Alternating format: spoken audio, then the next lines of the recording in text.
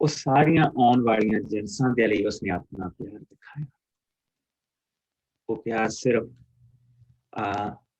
ਮਸੀਹੀਆਂ ਦੇ ਲਈ ਨਹੀਂ ਸੀ, ਉਸ ਪਿਆਰ ਨੂੰ ਉਸਨੇ ਦੁਨੀਆ ਦੀਆਂ ਹੱਦਾਂ ਤੱਕ ਪਹੁੰਚਾਇਆ। ਨਾ ਹੁਣ ਅਸੀਂ ਹਮੇਸ਼ਾ ਸੁਣਦੇ ਹਾਂ, ਇੱਥੇ ਅਸੀਂ ਰਹਿੰਦੇ ਹਾਂ ਕਿ ਜਿਨ੍ਹਾਂ ਨੇ ਪਿਟਬੁਲ ਕੁੱਤੇ ਰੱਖੇ ਹੋ, ਖਾਸ ਕਰਕੇ ਲੜਾਉਣ ਦੇ ਲਈ, ਉਹ ਜਿਸ ਵੇਲੇ ਖੁੱਲ ਜਾਂਦੇ ਆ ਉਹ ਲੋਕਾਂ ਨੂੰ ਮਾਰਦੇ, ਰਾਈਟ। ਸੋ ਅਸੀਂ ਜਿਸਲੇ ਹੁਣ ਪ੍ਰਭੂ ਦੇ ਵਚਨ ਦੇ ਵਿੱਚ ਜਾਵਾਂਗੇ ਤਾਂ ਹੁਣ ਅਸੀਂ ਉਹਨਾਂ ਸਾਰੀਆਂ ਚੀਜ਼ਾਂ ਨੂੰ ਅਸੀਂ ਹੁਣ ਦੇਖਾਂਗੇ ਕਿ ਪ੍ਰਭੂ ਨੇ ਉਹਦੇ ਲਈ ਵੀ ਸਾਨੂੰ ਨਿਯਮ ਦਿੱਤੇ ਆ। ਸੋ ਉਹਨਾਂ ਨਿਯਮਾਂ ਨੂੰ ਅਸੀਂ ਦੇਖਾਂਗੇ। ਸੋ ਅਸੀਂ 22ਵੇਂ ਭਾਵ ਦੇ ਵਿੱਚ 21ਵੇਂ ਭਾਵ ਦੇ ਵਿੱਚ ਪਹੁੰਚ ਚੁੱਕੇ ਹਾਂ। ਪੰਨਾ 110 ਔਰ 28 ਆਇਤ ਤੋਂ ਲੈ ਕੇ ਕੋਈ ਜਾਣਾ 36 ਆਇਤ ਤੱਕ ਇਸ ਨੂੰ ਪੜ੍ਹਦਾ। ਮੈਂ ਪੜ੍ਹ ਦਿੰਦਾ ਪਾਸਟਰ ਜੀ। ਮੇਰਾ ਸਾਰਿਆਂ ਨੂੰ ਜੈ ਮਸੀਹ ਦੀ। ਪੰਨਾ 110 ਮਾਲਕ ਦੀ ਜ਼ਿੰਮੇਵਾਰੀ।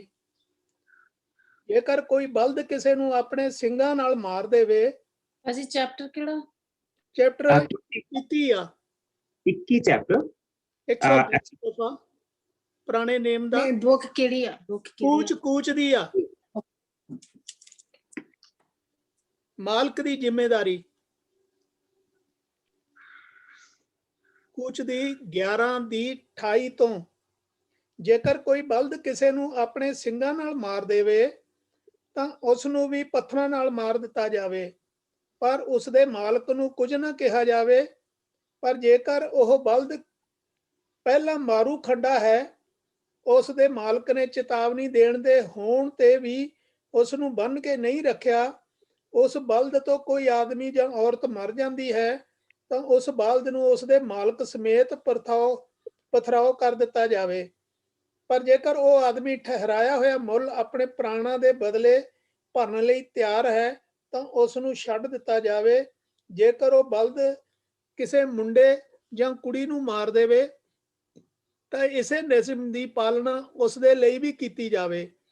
ਜੇਕਰ ਉਹ ਬਲਦ ਗੁਲਾਮ ਨੂੰ ਮਾਰ ਦੇਵੇ ਤਾਂ ਬਲਦ ਦਾ ਮਾਲਕ ਗੁਲਾਮ ਦੇ ਮਾਲਕ ਨੂੰ ਚਾਂਦੀ ਦੇ 30 ਸਿੱਕੇ ਭਰ ਦੇਵੇ, ਪਰ ਉਸ ਬਲਦ ਨੂੰ ਪੱਥਰਾਂ ਨਾਲ ਮਾਰ ਦਿੱਤਾ ਜਾਵੇ। ਜੇਕਰ ਕੋਈ ਮਨੁੱਖ ਕੋਈ ਟੋਇਆ ਪੁੱਟੇ ਪਰ ਉਸ ਨੂੰ ਦੁਬਾਰਾ ਨਾ ਭਰੇ ਜਾਂ ਉਸ ਦੇ ਮੂੰਹ ਤੇ ਕੁਝ ਨਾ ਰੱਖੇ, ਉਸ ਵਿੱਚ ਕਿਸੇ ਦਾ ਬਲਦ ਜਾਂ ਗਧਾ ਡਿੱਗ ਪਵੇ ਤਾਂ ਟੋਇਆ ਪੁੱਟਣ ਵਾਲਾ ਪਸ਼ੂ ਦੇ ਮਾਲਕ ਨੂੰ ਉਸ ਦਾ ਮੁੱਲ ਭਰ ਦੇਵੇ ਅਤੇ ਮਰਿਆ ਪਸ਼ੂ ਲੈ ਲਵੇ। ਜੇਕਰ ਦੋਹਾਂ ਮਨੁੱਖਾਂ ਦੇ ਬਲਦ ਆਪੋ ਵਿੱਚ ਭਿੜਨ ਅਤੇ ਉਹਨਾਂ ਵਿੱਚੋਂ ਇੱਕ ਮਰ ਜਾਵੇ ਤਾਂ ਉਹ ਦੋਵੇਂ ਮਨੁੱਖ ਜਿਉਂਦੇ ਬਲਦ ਨੂੰ ਵੇਚ ਕੇ ਉਸ ਦਾ ਮੁੱਲ ਆਪੋ ਵਿੱਚ ਵੰਡ ਲੈਣ। ਇਸੇ ਤਰ੍ਹਾਂ ਉਹ ਮਰੇ ਬਲਦ ਦਾ ਗੋਸ਼ਤ ਵੀ ਆਪੋ ਵਿੱਚ ਵੰਡ ਲੈਣ। ਪਰ ਜੇਕਰ ਜਿਉਂਦਾ ਬਲਦ ਪਹਿਲਾਂ ਹੀ ਮਾਰੂ ਖੰਡਾ ਹੈ, ਉਸ ਦੇ ਮਾਲਕ ਨੇ ਉਸ ਨੂੰ ਬੰਨ੍ਹ ਕੇ ਨਹੀਂ ਰੱਖਿਆ ਤਾਂ ਉਹ ਜਿਉਂਦਾ ਬਲਦ ਜਿਸ ਦਾ ਮਰ ਗਿਆ ਹੈ ਉਸ ਨੂੰ ਦੇ ਦੇਵੇ ਅਤੇ ਉਸ ਦਾ ਮਰਿਆ ਹੋਇਆ ਲੈ ਲਵੇ। ਪੜ੍ਹੇ ਸੁਣੇ ਜਾਣ ਤੇ ਸਾਰਿਆਂ ਨੂੰ ਸ਼ੀਸ਼ ਬਰਕਤ ਮਿਲੇ। ਔਰ ਅਸੀਂ ਇਹ ਦੇਖ ਸਕਦੇ ਹਾਂ ਕਿ ਜਿਸ ਮੁਲਕ ਦੇ ਵਿੱਚ ਅਸੀਂ ਰਹਿ ਰਹੇ ਹਾਂ, ਇਹਨਾਂ ਹੀ ਲਾਵਾਂ ਨੂੰ ਅੱਗੇ ਸਾਫ਼ ਕਰਕੇ ਅੱਜ ਦੇ ਸਮੇਂ ਦੇ ਲਈ ਤਿਆਰ ਕੀਤਾ ਗਿਆ। ਔਰ ਅਸੀਂ ਦੇਖਦੇ ਹਾਂ ਕਿ ਅਗਰ ਕਿਸੇ ਦਾ ਕੁੱਤਾ ਕਿਸੇ ਦੇ ਬੱਚੇ ਨੂੰ ਵੱਢ ਦੇਵੇ ਤਾਂ ਕੁੱਤੇ ਨੂੰ ਉਸੇ ਵੇਲੇ ਮਾਰ ਦਿੱਤਾ ਜਾਂਦਾ, ਉਸ ਨੂੰ ਨਹੀਂ ਰੱਖਿਆ ਜਾਂਦਾ, ਲੇਕਿਨ ਉਸਦੇ ਮਾਲਕ ਨੂੰ ਫਾਈਨ ਹੁੰਦਾ। ਔਰ ਦੇਖੋ ਪ੍ਰਭੂ ਕਿਸ ਵੇਲੇ ਇਹ ਸਾਰੇ ਲਾ ਦੇ ਰਿਹਾ। ਅੱਜ ਵੀ ਅਗਰ ਕੋਈ ਜਾਨਵਰ ਕਿਸੇ ਨੂੰ ਇਸ ਮੁਲਕ ਦੇ ਵਿੱਚ ਮਾਰ ਦਿੰਦਾ, ਉਸ ਜਾਨਵਰ ਨੂੰ ਰੱਖਿਆ ਨਹੀਂ ਜਾਂਦਾ। ਹਾਂ, ਇਹ ਹੈ ਵੀ ਪੱਥਰ ਮਾਰ ਕੇ ਨਹੀਂ ਮਾਰਿਆ ਜਾਂਦਾ, ਲੇਕਿਨ ਉਸ ਜਾਨਵਰ ਨੂੰ ਉਹ ਇੰਜੈਕਸ਼ਨ ਲਾ ਕੇ ਤਾਂ ਉਸਨੂੰ ਮਾਰ ਦਿੰਦੇ।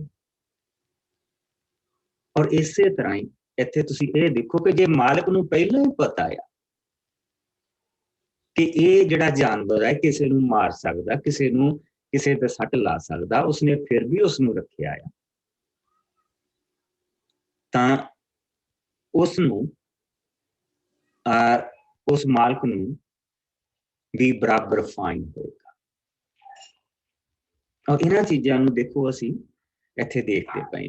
ਔਰ ਈਵਨ ਗੁਲਾਮ ਤੱਕ ਅਗਰ ਕਿਸੇ ਗੁਲਾਮ ਨੂੰ ਮਾਰ ਦੇਵੇ ਤਾਂ ਕਿਉਂਕਿ ਉਹ ਉਸਨੂੰ ਉਸਦੇ ਮਾਲਕ ਨੂੰ ਉਸਦੀ ਕੀਮਤ ਭਰਨੀ ਪੈਣੀ ਆ। ਪਰ ਗੁਲਾਮ ਵੀ ਇੰਨਾ ਸਸਤਾ ਨਹੀਂ ਕਿ ਜਾਨਵਰ ਨੂੰ ਰੱਖਿਆ ਜਾਏ, ਜਾਨਵਰ ਨੂੰ ਫਿਰ ਵੀ ਮਾਰ ਦਿੱਤਾ ਜਾਏ। ਕਿਉਂ ਇਹ ਸਾਰੀਆਂ ਚੀਜ਼ਾਂ ਪ੍ਰਭੂ ਦੇ ਰਿਹਾ? ਕਿਉਂਕਿ ਉਸਨੇ ਉਹਨਾਂ ਨੂੰ ਉਸ ਦੇਸ਼ ਦੇ ਵਿੱਚ ਜਾ ਕੇ ਵਸਾਉਣਾ ਜਿਸ ਦੇਸ਼ ਦੇ ਵਿੱਚ ਉਹਨਾਂ ਦੇ ਕੋਲ ਇਹ ਸਾਰੇ ਜਾਨਵਰ ਹੋਣੇ ਆ। ਹਾਲੇ ਹੈ ਨਹੀਂ ਗੇ, ਹਾਲੇ ਉਹਨਾਂ ਕੋਲ ਭੇਡ ਬੱਕਰੀਆਂ ਜਾਂ ਗਧੇ ਜਾਂ 1 ਜਾਂ 2 ਊਂਠ ਹੋਣਗੇ ਵੱਧ ਤੋਂ ਵੱਧ। ਉਹਨਾਂ ਕੋਲ ਹਾਲੇ ਤੱਕ ਉਹ ਚੀਜ਼ਾਂ ਹੈ ਨਹੀਂ। ਉਹਨਾਂ ਦੇ ਬਾਰੇ ਪ੍ਰਭੂ ਕਾਨੂੰਨ ਦੇ ਰਿਹਾ। ਹਾਲੇ ਉਹਨਾਂ ਕੋਲ ਗੁਲਾਮ ਹੈ ਨਹੀਂ ਗੇ, ਉਹ ਆਪ ਗੁਲਾਮੀ ਚੋਂ ਨਿਕਲ ਕੇ ਆ ਰਹੇ ਆ। ਲੇਕਿਨ ਤੁਸੀਂ ਇੱਕ ਚੀਜ਼ ਦੇਖੋ ਕਿ ਹਰ ਜਗ੍ਹਾ ਤੇ ਪ੍ਰਭੂ ਨੇ ਗੁਲਾਮ ਦੀ ਕੀਮਤ ਪਾਈ ਆ। ਔਰ ਜਿਹੜਾ ਅਸੀਂ ਪ੍ਰਭੂ ਦੇ ਵਚਨ ਦੇ ਵਿੱਚ ਦੇਖਦੇ ਹਾਂ ਕਿ ਪ੍ਰਭੂ ਯਿਸੂ ਮਸੀਹ ਨੂੰ 30 ਸਿੱਕਿਆਂ ਦਾ ਵੇਚਿਆ ਗਿਆ, ਇੱਕ ਗੁਲਾਮ ਦੀ ਕੀਮਤ। ਉਹ ਗੁਲਾਮ ਦੀ ਕੀਮਤ ਅਸੀਂ ਇੱਥੇ ਸੈੱਟ ਹੋਈ ਦੇਖਦੇ। ਸੋ ਅਗਰ ਜਿਹੜੇ ਤੁਹਾਡੇ ਵਿੱਚੋਂ ਪ੍ਰਭੂ ਦਾ ਵਚਨ ਸਿਖਾਉਂਦੇ ਆ, ਸੋ ਜਿਸ ਵੇਲੇ ਵੀ ਉਹ ਹਿੱਸਾ ਅਗਰ ਤੁਸੀਂ ਲਾਈਕ ਗੁੱਡ ਫਰਾਈਡੇ ਦਿਨਾਂ ਦੇ ਵਿੱਚ ਸਿਖਾਉਣੇ ਪਏ ਆ ਜਾਂ ਉਹਦਾ ਆਪਣੇ ਰੈਗੂਲਰ ਬਾਈਬਲ ਦੇ ਵਿੱਚ ਸਿਖਾਉਣੇ ਪਏ ਆ, ਤਾਂ ਇਹ ਰੀਤ ਕਿੱਥੋਂ ਆਈ ਆ? ਇਹ ਅਸੀਂ ਦੇਖਦੇ ਪਏ ਆ ਕਿ ਇਹ 21ਵੇਂ ਚੈਪਟਰ ਦੇ ਵਿੱਚੋਂ ਆਈ ਆ ਔਰ ਉਸਨੇ ਕੀਮਤ ਜਿਹੜੀ ਸੈੱਟ ਕੀਤੀ। ਸੋ ਆਓ ਹੁਣ ਬਦਲੇ ਦੇ ਬਾਰੇ, ਨੈਤਿਕ ਧਾਰਮਿਕਤਾ ਦੇ ਬਾਰੇ ਪ੍ਰਭੂ ਨੇ ਸਾਰੇ ਲਾ ਸੈੱਟ ਕਰਦੇ ਆ। 22ਵਾਂ ਭਾਵ ਉਸਦੀ 1 ਤੋਂ ਲੈ ਕੇ 15 ਅੱਜ ਤੱਕ ਦੇਖ। ਮੈਂ ਪੜ੍ਹਦੀ ਨਹੀਂ ਪਾਸ ਕੀ। ਬਦਲੇ ਵਿੱਚ ਮੁੱਲ ਦੇਣ ਸੰਬੰਧੀ ਨਿਯਮ। ਜੇਕਰ ਕੋਈ ਮਨੁੱਖ ਕਿਸੇ ਦਾ ਬਲਦ ਜਾਂ ਭੇਡ ਚੋਰੀ ਕਰਕੇ ਉਸਨੂੰ ਮਾਰ ਦੇਵੇ ਜਾਂ ਵੇਚ ਦੇਵੇ, ਤਾਂ ਉਹ ਇੱਕ ਬਲਦ ਦੇ ਬਦਲੇ 5 ਬਲਦ ਦੇਵੇ ਅਤੇ ਇੱਕ ਭੇਡ ਦੇ ਬਦਲੇ 4 ਭੇਡਾਂ ਦੇਵੇ। ਜੇਕਰ ਉਸ ਕੋਲ ਦੇਣ ਲਈ ਕੁਝ ਨਾ ਹੋਵੇ ਤਾਂ ਉਸਨੂੰ ਉਸਦੀ ਚੋਰੀ ਦੇ ਬਦਲੇ ਵੇਚ ਕੇ ਉਸ ਤੋਂ ਮੁੱਲ ਭਰਿਆ ਜਾਵੇ। ਪਰ ਜੇਕਰ ਬਲਦ ਜਾਂ ਭੇਡ ਜਿਉਂਦੇ ਹੀ ਉਸ ਕੋਲ ਪ੍ਰਾਪਤ ਹੋ ਜਾਣ ਤਾਂ ਉਹ ਇੱਕ ਦੇ ਬਦਲੇ 2 ਭਰ ਦੇਵੇ।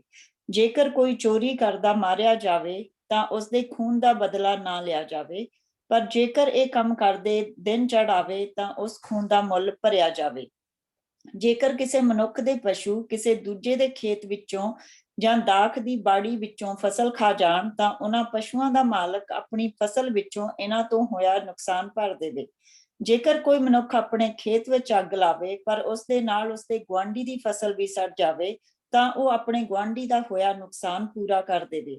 ਜੇਕਰ ਕਿਸੇ ਮਨੁੱਖ ਨੇ ਆਪਣੇ ਗੁਆਂਢੀ ਦੇ ਘਰ ਆਪਣਾ ਪੈਸਾ ਜਾਂ ਕੀਮਤੀ ਸਮਾਨ ਰੱਖਿਆ ਹੋਵੇ ਪਰ ਉਸਦੇ ਗੁਆਂਢੀ ਦੇ ਘਰ ਚੋਰੀ ਹੋ ਜਾਵੇ, ਜੇਕਰ ਚੋਰ ਫੜਿਆ ਜਾਵੇ ਤਾਂ ਉਸ ਤੋਂ ਦੂਣਾ ਲੈ ਲਿਆ ਜਾਵੇ। ਪਰ ਜੇਕਰ ਚੋਰ ਫੜਿਆ ਨਾ ਜਾਵੇ ਤਾਂ ਚੀਜ਼ਾਂ ਦੇ ਰੱਖਣ ਵਾਲਾ ਪਰਮੇਸ਼ਵਰ ਦੇ ਸਾਹਮਣੇ ਆ ਕੇ ਸਹੁੰ ਚੁੱਕੇ ਕਿ ਉਸਨੇ ਕੋਈ ਬੇਈਮਾਨੀ ਨਹੀਂ ਕੀਤੀ ਹੈ। ਜੇਕਰ 2 ਆਦਮੀਆਂ ਵਿਚਕਾਰ ਕਿਸੇ ਗੁਆਚੀ ਚੀਜ਼ ਦੇ ਸੰਬੰਧ ਵਿੱਚ ਝਗੜਾ ਹੋ ਜਾਵੇ, ਚਾਹੇ ਉਹ ਬਲਦ ਜਾਂ ਗਧਾ ਜਾਂ ਭੇਡ ਜਾਂ ਕੱਪੜਾ ਜਾਂ ਕਿਸੇ ਹੋਰ ਚੀਜ਼ ਦੇ ਸੰਬੰਧ ਵਿੱਚ ਹੋਵੇ, ਤਾਂ ਉਹ ਦੋਵੇਂ ਆਦਮੀ ਪਰਮੇਸ਼ਵਰ ਦੇ ਸਾਹਮਣੇ ਆਉਣ। ਦੋਸ਼ੀ ਠਹਿਰਨ ਵਾਲਾ ਆਦਮੀ ਦੂਜੇ ਨੂੰ ਦੂਣਾ ਭਰ ਦੇਵੇ। ਜੇਕਰ ਕੋਈ ਮਨੁੱਖ ਆਪਣੇ ਗੁਆਂਢੀ ਦੇ ਕੋਲ ਆਪਣਾ ਗਧਾ ਜਾਂ ਬਲਦ ਜਾਂ ਭੇਡ ਜਾਂ ਕੋਈ ਪਸ਼ੂ ਰੱਖੇ ਪਰ ਉਹ ਪਸ਼ੂ ਕਿਸੇ ਦੇ ਬਿਨਾਂ ਦੇਖਿਆ ਮਰ ਜਾਵੇ ਜਾਂ ਕੋਈ ਧੋਖੇ ਨਾਲ ਲੈ ਗਿਆ ਹੋਵੇ, ਤਾਂ ਉਹ ਦੋਵੇਂ ਪਰਮੇਸ਼ਵਰ ਸਾਹਮਣੇ ਜਾਣ। ਉੱਥੇ ਪਸ਼ੂ ਦੇ ਮਾਲਕ ਦਾ ਗੁਆਂਢੀ ਪਰਮੇਸ਼ਵਰ ਸਾਹਮਣੇ ਸਹੁੰ ਚੁੱਕੇ ਕਿ ਉਸਨੇ ਕੋਈ ਬੇਈਮਾਨੀ ਨਹੀਂ ਕੀਤੀ ਅਤੇ ਮਾਲਕ ਇਸ ਸਹੁੰ ਨੂੰ ਸਵੀਕਾਰ ਕਰੇ ਤਾਂ ਪਸ਼ੂ ਰੱਖਣ ਵਾਲੇ ਨੂੰ ਮਰਨ ਵਾਲੇ ਪਸ਼ੂ ਜਾਂ ਚੋਰੀ ਜਾਂ ਚੁੱਕੇ ਦਾ ਮੁੱਲ ਨਹੀਂ ਭਰਨਾ ਪਵੇਗਾ। ਜੇਕਰ ਉਸਦੇ ਘਰੋਂ ਸੱਚਮੁੱਚ ਉਹ ਪਸ਼ੂ ਚੋਰੀ ਕੀਤਾ ਗਿਆ ਹੋਵੇ ਤਾਂ ਉਸਦੇ ਮਾਲਕ ਨੂੰ ਉਸਦਾ ਮੁੱਲ ਭਰ ਦੇਵੇ। ਜੇਕਰ ਉਹ ਪਸ਼ੂ ਜੰਗਲੀ ਜਾਨਵਰਾਂ ਨੇ ਮਾਰ ਦਿੱਤਾ ਹੋਵੇ ਤਾਂ ਉਹ ਉਸਦੇ ਸਬੂਤ ਪੇਸ਼ ਕਰੇ ਤਾਂ ਉਸਨੂੰ ਮੁੱਲ ਭਰਨ ਦੀ ਕੋਈ ਲੋੜ ਨਹੀਂ ਹੈ। ਜੇਕਰ ਕੋਈ ਮਨੁੱਖ ਆਪਣੇ ਗੁਆਂਢੀ ਕੋਲੋਂ ਉਸਦਾ ਕੋਈ ਪਸ਼ੂ ਮੰਗ ਕੇ ਲੈ ਜਾਵੇ ਪਰ ਪਿੱਛੋਂ ਉਸਨੂੰ ਸੱਟ ਲੱਗ ਜਾਵੇ ਜਾਂ ਉਹ ਮਰ ਜਾਵੇ ਤਾਂ ਉਹ ਆਦਮੀ ਉਸਦੇ ਮਾਲਕ ਨੂੰ ਮੁੱਲ ਭਰ ਦੇਵੇ। ਪਰ ਜੇਕਰ ਉਸਦਾ ਮਾਲਕ ਸੱਟ ਲੱਗਣ ਸਮੇਂ ਜਾਂ ਮਰਨ ਸਮੇਂ ਉੱਥੇ ਹੀ ਹਾਜ਼ਰ ਹੋਵੇ ਤਾਂ ਮੁੱਲ ਭਰਨ ਦੀ ਕੋਈ ਲੋੜ ਨਹੀਂ। ਇਸ ਤਰ੍ਹਾਂ ਜੇਕਰ ਉਹ ਪਸ਼ੂ ਕਿਰਾਏ ਤੇ ਹੋਵੇ ਤਾਂ ਵੀ ਮੁੱਲ ਭਰਨ ਦੀ ਲੋੜ ਨਹੀਂ, ਕਿਉਂਕਿ ਉਸਦਾ ਘਾਟਾ ਕਿਰਾਏ ਨਾਲ ਪੂਰਾ ਹੋ ਗਿਆ ਹੈ। ਸੋ ਹੁਣ ਅਸੀਂ ਕਿੱਦਾਂ ਇੱਥੇ ਦੇਖਦੇ ਪਏ? ਅਸੀਂ ਇਦਾਂ ਦੇਖਦੇ ਪਏ ਹਾਂ ਹੁਣ ਜਿਸ ਵੇਲੇ ਵੀ ਕਿਸੇ ਵੀ ਮੁਲਕ ਦੇ ਸੰਵਿਧਾਨ ਨੂੰ ਪੜ੍ਹਿਆ ਜਾਂਦਾ ਤੇ ਉੱਥੇ ਇਹਨਾਂ ਚੀਜ਼ਾਂ ਨੂੰ ਰੱਖਿਆ ਜਾਂਦਾ ਤੇ ਉਹਦੇ ਵਿੱਚ ਇਹ ਹੁੰਦਾ ਕਿ ਜਿਹੜਾ ਸੰਵਿਧਾਨ ਆ ਉਹ ਨੰਬਰ ਆਹ ਆ ਤੇ ਜਿਹੜੇ ਆਰਟੀਕਲ ਆ ਉਹਨਾਂ ਦੇ ਨੰਬਰ। ਸੋ ਜਿਸ ਲਈ ਅਸੀਂ ਬਦਲੇ ਦੇ ਵਿੱਚ ਦੇਖਣਾ ਕਿ ਨੁਕਸਾਨ ਦਾ ਜਿਹੜਾ ਬਦਲਾ ਹੋ ਰਿਹਾ ਤੇ ਅਸੀਂ ਜਿਹੜਾ ਉਸਨੇ ਜਿਹੜਾ ਆਰਟੀਕਲ ਆ ਉਹ ਹੈਗਾ ਕਿ ਬਦਲੇ ਦੇ ਮੁੱਲ ਦੇ ਵਿੱਚ ਦੇਣ ਦੇ ਨਿਯਮ। ਫਿਰ ਉਸ ਤੋਂ ਬਾਅਦ ਮੰਨ ਲਓ ਕਿ ਏਦਾਂ ਮੰਨ ਲੈਣੇ ਕਿ 22 ਆ, ਆਰਟੀਕਲ 22 ਆ। ਸੋ ਆਰਟੀਕਲ 22 ਇੱਕ ਆਹ ਹੈ, ਉਹਦੇ ਵਿੱਚ ਇਹ ਦੱਸਿਆ ਗਿਆ ਕਿ ਜੇ ਕਿਸੇ ਦੇ ਘਰੋਂ ਚੋਰੀ ਹੋ ਜਾਵੇ। ਆਰਟੀਕਲ 2 ਕਿਸੇ ਨੇ ਅੱਗ ਲਾਈ ਆ ਆਪਣੇ ਖੇਤ ਨੂੰ ਤੇ ਉਹਨੇ ਤਾਂ ਤੂੜੀ ਸਾੜੀ ਆ ਪਰ ਨਾਲ ਦੀ ਹਾਲੇ ਫਸਲ ਖੜੀ ਆ ਤੇ ਉਹਨੂੰ ਵੀ ਅੱਗ ਲੱਗ ਗਈ ਆ ਤੇ ਉਹਨੂੰ ਕਿੱਦਾਂ ਭਰਨਾ ਪਏਗਾ। ਆਰਟੀਕਲ 3 ਤੇ ਉਸ ਤੋਂ ਬਾਅਦ ਅਸੀਂ ਦੇਖ ਸਕਦੇ ਹਾਂ ਕਿ ਜੇ ਕਿਸੇ ਨੇ ਜਾਂਦੇ ਹੋਏ ਨੇ ਆਪਣੀ ਕੀਮਤੀ ਚੀਜ਼ ਕਿਸੇ ਦੇ ਗੁਆਂਢੀ ਦੇ ਘਰ ਰੱਖ ਗਿਆ ਕਿ ਭਾਈ ਇਹਨੂੰ ਸੰਭਾਲ ਕੇ ਰੱਖੀ ਤੇ ਮੈਂ ਜਾ ਰਿਹਾ, ਵਾਪਸ ਆਵੇ ਤੇ ਉਹਦੇ ਘਰ ਦੇ ਵਿੱਚ ਚੋਰੀ ਹੋ ਜਾਵੇ। ਸੋ ਅਗਰ ਤਾਂ ਉਹ ਚੋਰੀ ਜੈਨੂਆਈਨ ਆ ਤਾਂ ਫਿਰ ਉਹ ਕਹਿੰਦੇ ਕਿ ਪ੍ਰਭੂ ਦੇ ਸਾਹਮਣੇ ਆ ਕੇ ਉਸ ਨੂੰ ਸਹੁੰ ਚੁੱਕੋ। ਕਹਿਣ ਦਾ ਕੀ ਮਤਲਬ ਕਿ ਉਹਦੀ ਜਿਹੜੀ ਇਨੋਸੈਂਸ ਆ ਉਸਨੇ ਉਹ ਸਾਰਾ ਕੁਝ ਮੇਰੇ ਹੱਥਾਂ ਦੇ ਵਿੱਚ ਦੇ ਦਿੱਤਾ। ਜਿਸ ਦੀ ਚੋਰੀ ਹੋਈ ਆ ਚੀਜ਼ ਉਸਨੂੰ ਮੈਂ ਭਰੂ, ਮੈਂ ਉਸਨੂੰ ਬਰਕਤ ਦਊਂਗਾ, ਮੈਂ ਉਹਨੂੰ ਸਵਰਗ ਤੋਂ ਬਰਕਤ ਦਊਂਗਾ। ਇਹਦਾ ਮਤਲਬ ਇਹ ਨਹੀਂ ਕਿ ਹੁਣ ਉਹ ਘਾਟਾ ਸਹਿ ਕੇ ਚਲਾ ਗਿਆ। ਪਰ ਅਗਰ ਜਿਹੜਾ ਬੰਦਾ ਜੈਨੂਆਈਨਲੀ ਕਹਿੰਦਾ ਕਿ ਭਾਈ ਮੈਨੂੰ ਨਹੀਂ ਪਤਾ, ਮੇਰੇ ਘਰ ਹੋਈ ਚੋਰੀ, ਤੇਰੀ ਚੀਜ਼ ਗਈ ਚੁੱਕ, ਤੇਰੀ ਚੀਜ਼ਾਂ ਵੀ ਉਹ ਚੁੱਕ ਕੇ ਲੈ ਗਏ ਤੇ ਆ ਦੇਖ ਲਾ ਮੇਰੀਆਂ ਵੀ ਚੁੱਕ ਕੇ ਲੈ ਗਏ, ਜੇ ਤਾਂ ਬੰਦਾ ਜੈਨੂਆਈਨ ਤੇ ਫਿਰ ਪ੍ਰਭੂ ਕਹਿੰਦਾ ਕਿ ਉਸਨੂੰ ਮੁੱਲ ਕੋਈ ਨਹੀਂ ਭਰਨਾ ਪਏਗਾ। ਪਰ ਅਗਰ ਉਹ ਝੂਠ ਬੋਲਦਾ ਪਿਆ ਤਾਂ ਉਹਨੂੰ ਸਜ਼ਾ ਮੈਂ ਦਊਂ। ਯਾਨੀ ਕਹਿਣ ਦਾ ਕੀ ਮਤਲਬ, ਬਦਲਾ ਲੈਣਾ ਮੇਰਾ ਕੰਮ ਔਰ ਬਦਲਾ ਦੇਣਾ ਮੇਰਾ ਕੰਮ। ਇੱਥੋਂ ਅਸੀਂ ਇਹ ਦੇਖਦੇ ਪਏ ਹਾਂ ਕਿ ਰੋਜ਼ ਦੀ ਜ਼ਿੰਦਗੀ ਦੇ ਵਿੱਚ ਪ੍ਰਭੂ ਨੇ ਆਪਣੇ ਆਪ ਨੂੰ, ਜਿਉਂਦੇ ਪ੍ਰਭੂ ਨੇ ਆਪਣੇ ਆਪ ਨੂੰ ਕਿੰਨਾ ਇਨਵੋਲਵ ਕੀਤਾ ਸਧਾਰਨ ਲੋਕਾਂ ਦੀ ਜ਼ਿੰਦਗੀ ਚ। And this is the beauty of it. ਅਸੀਂ ਓਲਡ ਟੈਸਟੀਮੈਂਟ ਨੂੰ ਜਿੱਦਾਂ ਇਹ ਕਹਿ ਕੇ ਓਲਡ ਟੈਸਟੀਮੈਂਟ ਤਾਂ ਬਹੁਤ ਹਾਰਡ ਹੈ ਪਰ ਨਵੇਂ ਟੈਸਟੀਮੈਂਟ ਦੇ ਵਿੱਚ ਗ੍ਰੇਸ ਆ, ਪ੍ਰਭੂ ਦੀ ਕਿਰਪਾ। ਬਈ ਉਸਨੂੰ ਪੜ੍ਹੋ ਤਾਂ ਸਹੀ, ਉਹ ਹੈ ਕੀ ਆ। ਹੁਣ ਅਗਰ ਅਸੀਂ ਇੱਥੇ ਦੇਖਦੇ ਪਏ ਹਾਂ, there is nothing less than grace। ਇੱਥੇ ਅਸੀਂ ਇਹਦੇ ਵਿੱਚ ਦਇਆ ਤੋਂ ਬਾਅਦ ਦਇਆ ਦੇਖਦੇ ਪਏ ਹਾਂ, ਲੇਕਿਨ ਇੱਕ ਲਾਭ ਵੀ ਦੇਖਦੇ ਪਏ ਹਾਂ। ਇਹ ਕਨਸਟੀਟਿਊਸ਼ਨ ਆ, ਇਹ ਦੇਸ਼ ਦਾ ਕਨਸਟੀਟਿਊਸ਼ਨ ਆ ਜਿਹਦੇ ਨਾਲ ਦੇਸ਼ ਚੱਲਣਾ ਆ। ਦੇਸ਼ ਚਲਾਉਣ ਦੇ ਲਈ ਸਖਤ ਲਾਭ ਦੇਣੇ ਪੈਂਦੇ, ਨਹੀਂ ਤਾਂ ਦੇਸ਼ ਨਹੀਂ ਚੱਲਦਾ।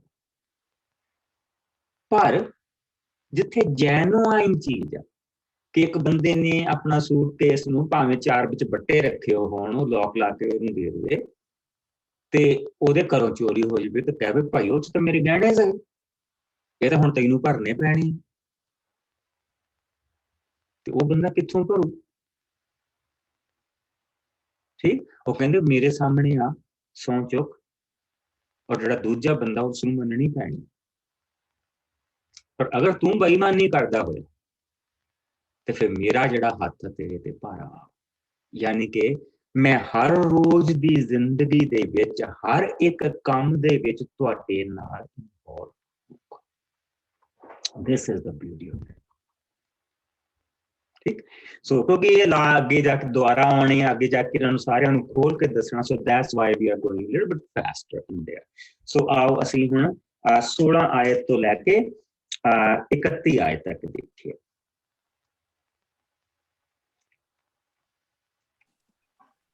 ਨੈਤਿਕ ਅਤੇ ਧਾਰਮਿਕ ਕੰਮਾਂ ਸੰਬੰਧੀ ਨਿਯਮ। ਜੇਕਰ ਕੋਈ ਮਨੁੱਖ ਕਿਸੇ ਕੁਆਰੀ ਕੁੜੀ ਨਾਲ ਸੰਗ ਕਰੇ ਤਾਂ ਉਹ ਉਸ ਦਾ ਮੁੱਲ ਭਰ ਕੇ ਉਸ ਨਾਲ ਵਿਆਹ ਕਰ ਲਵੇ। ਪਰ ਜੇਕਰ ਉਸ ਕੁਆਰੀ ਦੇ ਮਾਪੇ ਉਸ ਦਾ ਵਿਆਹ ਉਸ ਆਦਮੀ ਨਾਲ ਨਾ ਕਰਨਾ ਚਾਹਣ ਤਾਂ ਉਹ ਆਦਮੀ ਕੁਆਰੀਆਂ ਦੇ ਠਹਿਰਾਏ ਮੁੱਲ ਜਿਨ੍ਹਾਂ ਪੈਸਾ ਤੋਲ ਕੇ ਉਸਦੇ ਮਾਪਿਆਂ ਨੂੰ ਦੇ ਦੇਵੇ। ਹਰ ਔਰਤ ਜੋ ਜਾਦੂ ਟੂਣਾ ਕਰੇ ਮਾਰ ਦਿੱਤੀ ਜਾਵੇ। ਹਰ ਮਨੁੱਖ ਜੋ ਕਿਸੇ ਪਸ਼ੂ ਨਾਲ ਸੰਗ ਕਰੇ ਮਾਰ ਦਿੱਤਾ ਜਾਵੇ। ਹਰ ਮਨੁੱਖ ਜੋ ਮੇਰੇ ਤੋਂ ਬਿਨਾਂ ਕਿਸੇ ਦੂਜੇ ਦੇਵਤੇ ਅੱਗੇ ਬਲੀ ਚੜਾਏ ਮਾਰਿਆ ਜਾਵੇ। ਕਿਸੇ ਪਰਦੇਸੀ ਤੇ ਤੁਸੀਂ ਅਤਿਆਚਾਰ ਨਾ ਕਰਨਾ, ਕਿਉਂਕਿ ਇਸ ਇੱਕ ਸਮੇਂ ਤੁਸੀਂ ਆਪ ਵੀ ਮਿਸਰ ਵਿੱਚ ਪਰਦੇਸੀ ਸਾਓ। ਤੁਸੀਂ ਕਿਸੇ ਵਿਧਵਾ ਜਾਂ ਅਨਾਥ ਨੂੰ ਤੰਗ ਨਾ ਕਰਨਾ। ਜੇਕਰ ਤੁਸੀਂ ਕਰੋ ਤਾਂ ਉਹ ਮੇਰੇ ਅੱਗੇ ਦੁਹਾਈ ਦੇਣ ਤਾਂ ਮੈਂ ਉਹਨਾਂ ਦੀ ਸੁਣਾਂਗਾ, ਅਤੇ ਮੇਰਾ ਗੁੱਸਾ ਤੁਹਾਡੇ ਉੱਤੇ ਭੜਕੇਗਾ ਤਾਂ ਮੈਂ ਤੁਹਾਨੂੰ ਤਲਵਾਰ ਨਾਲ ਮਰਵਾ ਦੇਵਾਂਗਾ, ਅਤੇ ਤੁਹਾਡੀਆਂ ਪਤਨੀਆਂ ਵਿਧਵਾ ਹੋ ਜਾਣਗੀਆਂ ਤੇ ਬੱਚੇ ਅਨਾਥ। ਤੂੰ ਆਪਣੇ ਕਿਸੇ ਗੁਆਂਢੀ ਨਾਲ ਜਾਂ ਮੇਰੇ ਲੋਕਾਂ ਵਿੱਚੋਂ ਹੀ ਕੋਈ ਗਰੀਬ ਹੋਵੇ ਅਤੇ ਤੇਰੇ ਕੋਲੋਂ ਉਧਾਰ ਮੰਗੇ ਤਾਂ ਤੂੰ ਉਸ ਨਾਲ ਕਰਜ਼ਾ ਦੇਣ ਵਾਲਿਆਂ ਵਾਂਗ ਵਰਤਾਓ ਨਾ ਕਰਨਾ ਤੇ ਉਸ ਕੋਲੋਂ ਵਿਆਜ ਨਾ ਲੈ। ਜੇਕਰ ਤੂੰ ਆਪਣੇ ਗੁਆਂਢੀ ਦਾ ਕੋਈ ਕੱਪੜਾ ਗਹਿਣੇ ਰੱਖੇ ਤਾਂ ਤੂੰ ਉਸ ਨੂੰ ਸੂਰਜ ਡੁੱਬਣ ਤੋਂ ਪਹਿਲਾਂ ਮੋੜ ਦੇ। ਹੋ ਸਕਦਾ ਹੈ ਕਿ ਉਸ ਕੋਲ ਰਾਤ ਨੂੰ ਉੱਤੇ ਲੈਣ ਲਈ ਉਹੀ ਕੱਪੜਾ ਹੋਵੇ, ਤੇ ਜੇਕਰ ਉਹ ਤੇਰੇ ਕੋਲ ਰਹੇਗਾ ਤਾਂ ਉਹ ਕੀ ਉੱਤੇ ਲਵੇਗਾ। ਇਸ ਲਈ ਉਸ ਦੇ ਪੁਕਾਰਨ ਤੇ ਮੈਂ ਸੁਣਾਂਗਾ, ਕਿਉਂਕਿ ਮੈਂ ਤਰਸ ਖਾਣ ਵਾਲਾ ਪਰਮੇਸ਼ਰ ਹਾਂ। ਤੂੰ ਆਪਣੇ ਪਰਮੇਸ਼ਰ ਦੇ ਵਿਰੁੱਧ ਕੁਝ ਨਾ ਕਹਿ ਅਤੇ ਨਾ ਹੀ ਆਪਣੇ ਅਧਿਕਾਰੀ ਦੇ। ਤੂੰ ਆਪਣੀ ਫਸਲ ਦੇ ਪੱਕਣ ਤੇ ਮੇਰੇ ਸਾਹਮਣੇ ਆਪਣਾ ਚੜਾਵਾ ਬਿਨਾਂ ਦੇਰ ਕੀਤਿਆਂ ਚੜਾ। ਆਪਣਾ ਜੇਠਾ ਪੁੱਤਰ ਵੀ ਤੂੰ ਮੇਰੇ ਸਾਹਮਣੇ ਅਰਪਿਤ ਕਰ। ਇਸੇ ਤਰ੍ਹਾਂ ਤੂੰ ਆਪਣੀ ਗਾਂ ਜਾਂ ਭੇਡ ਦੇ ਜੇਠੇ ਨਰ ਨਾਲ ਕਰ। ਉਹ 7 ਦਿਨ ਆਪਣੀ ਮਾਂ ਨਾਲ ਰਹਿਣ, ਪਰ 8ਵੇਂ ਦਿਨ ਮੇਰੇ ਸਾਹਮਣੇ ਅਰਪਿਤ ਕੀਤੇ ਜਾਣ। ਤੁਸੀਂ ਮੇਰੇ ਪਵਿੱਤਰ ਲੋਕ ਹੋ, ਇਸ ਲਈ ਤੁਸੀਂ ਕਿਸੇ ਜੰਗਲੀ ਜਾਨਵਰ ਦੇ ਦੁਆਰਾ ਮਾਰੇ ਗਏ ਪਸ਼ੂ ਦਾ ਮਾਸ ਨਾ ਖਾਣਾ, ਸਗੋਂ ਉਹ ਕੁੱਤਿਆਂ ਸਾਹਮਣੇ ਸੁੱਟ ਦੇਣਾ। ਆਮੀਨ। ਸੋ ਹੁਣ ਤੁਸੀਂ ਦੇਖੋ ਕਿ ਉਹਨਾਂ ਨੂੰ ਨੈਤਿਕ ਜਿਹੜੇ ਹੈਗੇ ਆ, ਯਾਨੀ ਕਿ ਹਰ ਰੋਜ਼ ਦੇ ਪ੍ਰਭੂ ਦੇ ਨਾਲ ਚੱਲਣ ਦੇ ਲਈ ਜਿਹੜੇ ਲਾ ਉਹਨਾਂ ਨੂੰ ਦਿੱਤੇ ਗਏ। ਸੋ ਜਿਸ ਲਈ ਅਸੀਂ ਇਸ ਨੂੰ ਸ਼ੁਰੂ ਕਰਦੇ ਹੈਗੇ ਆ, ਤਾਂ ਸਭ ਤੋਂ ਪਹਿਲਾਂ ਉੱਥੇ ਪ੍ਰਭੂ ਨੇ ਨੌਜਵਾਨ ਲੜਕੀਆਂ ਦੇ ਲਈ ਉੱਥੇ ਲਾ ਲੈ ਕੇ ਆਇਆ। ਔਰ ਅਗਰ ਕੋਈ ਨੌਜਵਾਨ ਲੜਕੀ ਔਰ ਲੜਕਾ ਆਪਸ ਦੇ ਵਿੱਚ ਉਹਨਾਂ ਦਾ ਕੋਈ ਰਿਸ਼ਤਾ ਆ ਤੇ ਉਹ ਵਿਆਹ ਤੋਂ ਪਹਿਲਾਂ ਆਪਣਾ ਰਿਸ਼ਤਾ ਰੱਖਦੇ ਆ, ਤਾਂ ਉੱਥੇ ਪ੍ਰਭੂ ਨੇ 2 ਸ਼ਰਤਾਂ ਦਿੱਤੀਆਂ। ਨੰਬਰ 1 ਕਿ ਉਸ ਦਾ ਮੁੱਲ ਭਰ ਦਿੱਤਾ ਜਾਵੇ। ਹੁਣ ਮੁੱਲ ਭਰ ਦਿੱਤਾ ਜਾਵੇ, ਇਹ ਕੀ ਹੈਗਾ? ਕਿਉਂਕਿ ਇਬਰਾਨੀ ਕਲਚਰ ਦੇ ਵਿੱਚ ਦਹੇਜ ਕੁੜੀ ਵਾਲਿਆਂ ਤੋਂ ਨਹੀਂ ਲਿਆ ਜਾਂਦਾ, ਬਲਕਿ ਮੁੰਡੇ ਵਾਲੇ। It's the other way around. It's the other way around. ਕਿਉਂਕਿ ਜਿਹੜੀ ਔਰਤ ਆ, ਜਿਹੜੀ ਧੀ ਆ, ਉਹ ਪ੍ਰਭੂ ਨੇ ਜਿਸ ਵੇਲੇ ਆਦਮ ਨੂੰ ਪੈਦਾ ਕੀਤਾ ਸੀ ਤਾਂ ਉਸਨੇ ਹੱਡੀ ਲਈ, ਆਦਮ ਦੀ ਪਸੜੀ ਲਈ, ਔਰ ਸਵਰਗ ਤੋਂ ਉਸਨੂੰ ਤਿਆਰ ਕਰਕੇ ਲੈ ਕੇ ਆਇਆ ਸੀ। ਸੋ ਪ੍ਰਭੂ ਨੇ ਜਿਸ ਨੂੰ ਧੀ ਦਾ ਧਨ ਦਿੱਤਾ ਆ, ਉਹ ਸਵਰਗੀ ਧਨ ਉਸਨੂੰ ਮਿਲਿਆ। ਇਸ ਕਰਕੇ ਪ੍ਰਭੂ ਦੇ ਵਚਨ ਦੇ ਵਿੱਚ ਉਸਦੀ ਕੀਮਤ ਰੱਖੀ ਕਿ ਜੋ ਕਿਸੇ ਦੀ ਧੀ ਨੂੰ ਆਪਣੇ ਘਰ ਲੈ ਕੇ ਆਉਂਦਾ ਵਿਆਹ ਕੇ, ਉਸਨੂੰ ਉਸਦੇ ਲਈ ਕੀਮਤ ਦੇਣੀ ਪੈਂਦੀ ਹੈ, ਠਹਿਰਾਈ ਹੋਈ ਕੀਮਤ ਦੇਣੀ ਪੈਂਦੀ ਹੈ। ਔਰ ਉਹ ਕੁੜੀ ਦਾ ਬਾਪ ਠਹਿਰਾਉਂਦਾ ਕਿ ਮੇਰੀ ਧੀ ਦੀ ਕੀਮਤ ਆ, ਜਦੋਂ ਤੂੰ ਕਰ ਲੈ, ਪੂਰੀ ਕਰ ਲੈ ਤੇ ਤੂੰ ਲੈ ਕੇ ਜਾ ਸਕਦਾ, ਤੂੰ ਵਿਆਹ ਕਰ ਸਕਦਾ। ਸੋ ਇਹ ਜਿਹੜੀ ਚੀਜ਼ ਆ ਉਹ ਪ੍ਰਭੂ ਉਸੇ ਤਰ੍ਹਾਂ ਉਸਨੇ ਕੀਤੀ ਹੈ। ਪਰ ਅਗਰ ਉਹ ਕਹਿੰਦਾ ਕਿ ਇਹ ਨਹੀਂ, ਉਸਦੇ ਮਾਂ-ਬਾਪ ਨਹੀਂ ਮੰਨਦੇ ਪਏ, ਤਾਂ ਫਿਰ ਉਸਨੂੰ ਉਹ ਕੀਮਤ 4 ਗੁਣਾ ਜ਼ਿਆਦਾ ਉਸਨੂੰ ਉਹ ਕੀਮਤ ਭਰਨੀ ਪੈਣੀ ਹੈ। ਫਿਰ ਜਿਸ ਲਈ ਅਸੀਂ ਅੱਗੇ ਜਾਣਦੇ ਹਾਂ ਕਿ ਜਾਦੂ ਟੂਣਾ ਤੁਹਾਡੇ 'ਚ ਨਹੀਂ ਹੋਣਾ ਚਾਹੀਦਾ, ਬਿਸਟੀਆਲੋਜੀ, ਪਸ਼ੂਆਂ ਦੇ ਨਾਲ ਜਿਹੜਾ ਗਲਤ ਕੰਮ ਉਹ ਨਹੀਂ ਹੋਣਾ ਚਾਹੀਦਾ, ਕਿਉਂਕਿ ਤੁਸੀਂ ਮੇਰੇ ਪਵਿੱਤਰ ਲੋਕ, ਤੁਸੀਂ ਮੇਰੇ ਚੁਣੇ ਹੋਏ ਲੋਕ, ਤੁਸੀਂ ਮੇਰੇ ਵੱਖਰੇ ਕੀਤੇ ਗਏ ਲੋਕ। ਸੋ ਪ੍ਰਭੂ ਬਾਉਂਡਰੀਜ਼ ਬੰਨਦਾ ਪਿਆ ਉਹਨਾਂ ਦੀ। ਇੱਕ ਪ੍ਰਭੂ ਦੇ ਬੰਦੇ ਦੀ ਜ਼ਿੰਦਗੀ ਕਿੱਦਾਂ ਦੀ ਹੋਣੀ ਚਾਹੀਦੀ। ਇਹਨਾਂ ਲਾਵਾਂ ਨੂੰ ਅਗਰ ਅਸੀਂ ਸਿਰਫ ਇਹਨਾਂ ਲਾਜ਼ ਨੂੰ ਦੇਖਾਂਗੇ ਤਾਂ ਅਸੀਂ ਆਪਣੀ ਸੋਚ ਕਿਸੇ ਹੋਰ ਪਾਸੇ ਲੈ ਜਾਵਾਂਗੇ। ਪਰ ਅਗਰ ਇਹਨਾਂ ਲਾਜ਼ ਨੂੰ ਅਸੀਂ ਦੇਖਦਿਆਂ ਹੋਇਆਂ ਇਹ ਦੇਖਾਂਗੇ ਕਿ ਪ੍ਰਭੂ ਨੇ ਦੋਨਾਂ ਪਾਸੇ ਬਾੜ ਲਾਈ ਹੋਆ, ਔਰ ਪ੍ਰਭੂ ਆਪਣੇ ਬੰਦਿਆਂ ਨੂੰ ਉਸ ਰਸਤੇ ਤੇ ਤੋਰਦਾ ਪਿਆ ਔਰ ਉਹ ਉਸ ਨੂੰ ਦੱਸਦਾ ਹੈ ਕਿ ਤੇਰੇ ਸੱਜੇ ਆਹ ਜੇ ਕੰਮ ਹੁੰਦਾ ਪਿਆ ਇਹ ਤੂੰ ਨਹੀਂ ਕਰਨਾ, ਤੇਰੇ ਖੱਬੇ ਜੇ ਆਹ ਹੁੰਦਾ ਪਿਆ ਤੂੰ ਨਹੀਂ ਕਰਨਾ, ਆਹ ਤੇਰੇ ਲਈ ਨਹੀਂ, ਆਹ ਤੇਰੇ ਲਈ ਨਹੀਂ। ਇਹਨਾਂ ਚੀਜ਼ਾਂ ਦੇ ਵਿੱਚੋਂ ਦੀ ਉਹਨਾਂ ਨੂੰ ਲੈ ਕੇ ਜਾਂਦਾ ਪਿਆ। ਠੀਕ, ਸੋ ਅਸੀਂ ਅੱਗੇ ਜਾਣਦੇ ਹਾਂ ਕਿ ਸੌਰੀ ਪਰਦੇਸੀਆਂ ਉਹਨਾਂ ਤੇ ਅਤਿਆਚਾਰ ਨਾ ਕਰੋ, ਪਰਦੇਸੀਆਂ ਤੇ ਅਤਿਆਚਾਰ ਨਾ ਕਰੋ, ਵਿਧਵਾ ਤੇ ਅਨਾਥਾਂ ਨੂੰ ਤੰਗ ਨਾ ਕਰੋ, ਉਹਨਾਂ ਦਾ ਫਾਇਦਾ ਨਹੀਂ ਉਠਾਓ ਕਿ ਹੁਣ ਇਹਦਾ ਬਾਪ ਚਲਾ ਗਿਆ, ਹੁਣ ਅਸੀਂ ਇਹਨਾਂ ਦੇ ਬੱਚਿਆਂ ਨੂੰ ਖਰਾਬ ਕਰਦੇ ਹਾਂ ਤੇ ਇਸ ਵਿਧਵਾ ਦਾ ਨਾਜਾਇਜ਼ ਫਾਇਦਾ ਉਠਾਉਂਦੇ ਹਾਂ। ਡੋਂਟ ਡੂ दैट, ਕਿਉਂਕਿ ਅਗਰ ਉਸਨੇ ਆਪਣੀ ਆਵਾਜ਼ ਦਿੱਤੀ ਤਾਂ ਫਿਰ ਮੈਂ ਸੁਣੂਗਾ। यानी कि हर चीज दे विच जेड़ा राजा आ देश दा वो प्रभु आप, वो आप।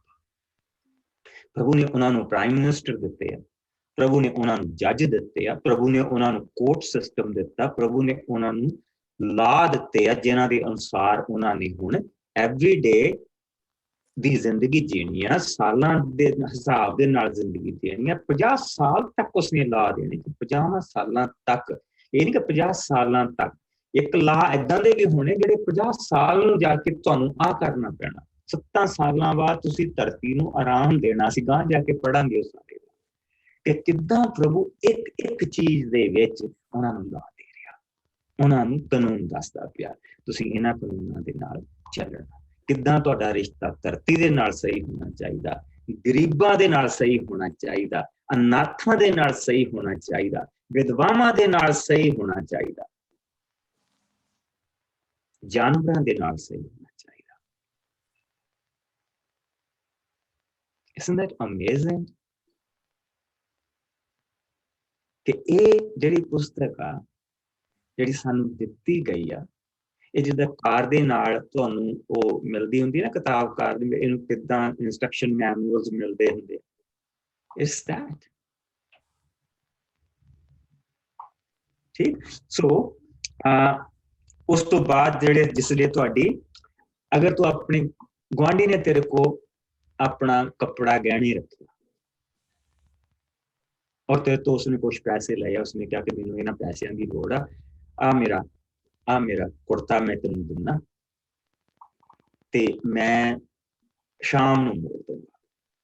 ਪਰ ਅਗਰ ਸ਼ਾਮ ਨੂੰ ਉਹਦੇ ਕੋਲ ਨਹੀਂ ਮੋੜ ਹੁੰਦੇ ਤਾਂ ਕਹਿੰਦਾ ਰਾਤ ਦੇ ਵੇਲੇ ਉਹਨੂੰ ਕੱਪੜਾ ਮੋੜ ਦੇ, ਸਵੇਰ ਨੂੰ ਭਾਵੇਂ ਤੂੰ ਬੇਸ਼ੱਕ ਤੂੰ ਵਾਪਸ ਲੈ ਲੈ, ਪਰ ਰਾਤ ਨੂੰ ਉਹਨੂੰ ਮੋੜ ਦੇ। ਸ਼ਾਇਦ ਰਾਤ ਨੂੰ ਸੌਣ ਲੱਗਿਆ ਉੱਤੇ ਲੈਣ ਨੂੰ ਉਹੀ ਕੱਪੜਾ ਉਹਦੇ ਕੋਲ। ਇਹ ਕਿੱਦਾਂ ਦਇਆ ਦੇ ਨਾਲ ਪ੍ਰਭੂ ਦਾ ਵਚਨ ਭਰਿਆ ਪਿਆ। ਜਦ ਤੂੰ ਉਧਾਰ ਦੇਂ, ਜਦ ਤੇਰੇ ਕੋਲ ਕੋਈ ਉਧਾਰ ਮੰਗੇ ਤਾਂ ਤੂੰ ਦੇ, ਪਰ ਤੂੰ ਉਹਦੇ ਕੋਲੋਂ ਵਿਆਜ ਵਸੂਲ ਨਾ ਕਰ। ਉਹ ਤੇਰਾ ਭਰਾ ਹੈ, ਉਸਦੀ ਜ਼ਰੂਰਤ ਨੂੰ ਪੂਰਾ ਕਰ। ਸੋ ਉਸ ਤੋਂ ਬਾਅਦ ਜੇਠਿਆਂ ਦੇ ਲਾ ਦਿੱਤੇ ਗਏ, ਉਹ ਤਾਂ ਉਹਨਾਂ ਨੂੰ ਚੇਤੇ ਕਰਾਉਣ ਨੂੰ ਦਿੱਤੇ ਗਏ ਨਾ ਕਿ ਮੈਂ ਜਿਸ ਵੇਲੇ ਤੁਹਾਨੂੰ ਕੱਢ ਕੇ ਲਿਆਇਆ ਸੀ। ਸੋ ਉਹਨਾਂ ਜਿਸ ਵੇਲੇ ਵੀ ਉਹ ਦਿੰਦੇ ਹੈਗੇ ਆ ਜੇਠੇ ਦਾ ਕੀਮਤ ਜਾ ਕੇ ਪ੍ਰਭੂ ਦੇ ਅੱਗੇ ਮੰਦਿਰ ਦੇ ਵਿੱਚ ਭਰਦੇ ਆ, ਜੋ ਵੀ ਉਹਨਾਂ ਨੇ ਕੀਤੀ ਹੁੰਦੀ, ਗਾਂ ਜਾ ਕੇ ਦੱਸਣਾ ਕਿ ਕੀ ਆ। ਲੇਕਿਨ ਉਹ ਉਹਨਾਂ ਨੂੰ ਜਾ ਕੇ ਇਹ ਚੀਜ਼ ਚੇਤੇ ਕਰਾਉਂਦੀ ਆ, ਇਹ ਚੀਜ਼ ਚੇਤੇ ਕਰਾਉਂਦੀ ਆ ਕਿ ਪ੍ਰਭੂ ਜਿਸ ਵੇਲੇ ਉਸਨੇ ਸਾਨੂੰ ਛੁਟਕਾਰਾ ਦਿੱਤਾ ਸੀ, 10ਵੀਂ ਬੜਾ ਲੈ ਕੇ ਆਇਆ ਸੀ, ਤਾਂ ਆਪ ਉਸਨੇ ਜੇਠਿਆਂ ਨੂੰ ਮਾਰ ਕੇ ਸਾਨੂੰ ਛੁਟਕਾਰਾ ਦਿੱਤਾ ਸੀ।